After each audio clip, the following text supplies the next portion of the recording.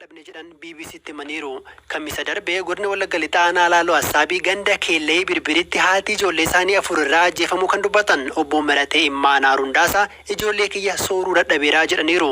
Ajjeechaa waraasaan irratti raawwateef obbo Marateen raayyaa ittisa biyyaa himatu. Hirphaa Gammachuutu dubbise.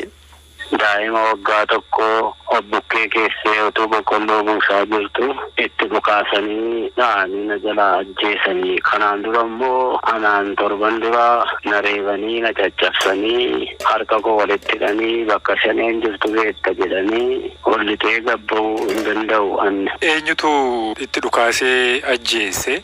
Waraanuma raayyaa ittisa biyyaa ofiin jedhutu itti dhukaasee na jalaa galaafate.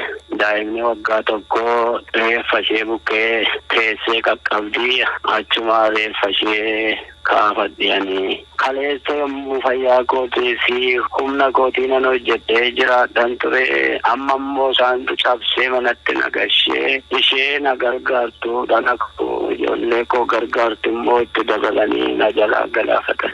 Jiruun keessa maal fakkaata ture? Maaliin jiraatu ture?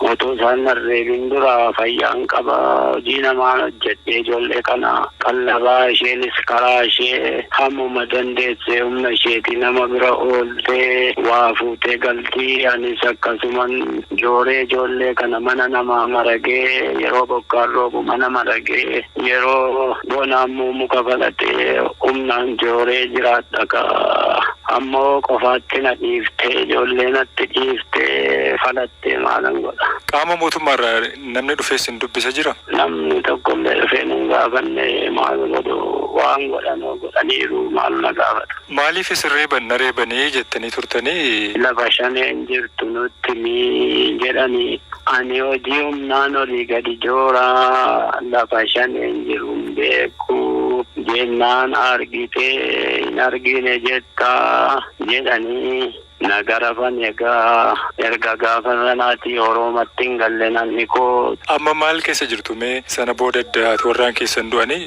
Kaleessa isheetu ergan caccabe isheetu na gargaara ijoollee kana toora ture gargaara ture. Abdii horii kanan eeggadhu kanan abdadhu ammallee na jalaa jaamsanii an abdiin koo citeera ijoollee kana guddisuu dadhabu. Jabaadha. Miti rabbi jiraate. Ani ijoollee kana guddisuu hin danda'u ofii kooyyuu jiraachisuu nama hin dandeenyedha. Ijoollee kana guddisuu miti keessumaa ammoo daa'ima wallaaltuu isheen waggaa tokko marrummaan koo na gubdu waan deemtetti fakkaatee galtuu haati keenya naan jedhee marrummaan koo na guba. Ani waan barbaadu ijoollee kana guddisuudhaaf namni hundumtuu hamma danda'e akka na gargaaru malee maalan godhanii wanta godhu hin qabu.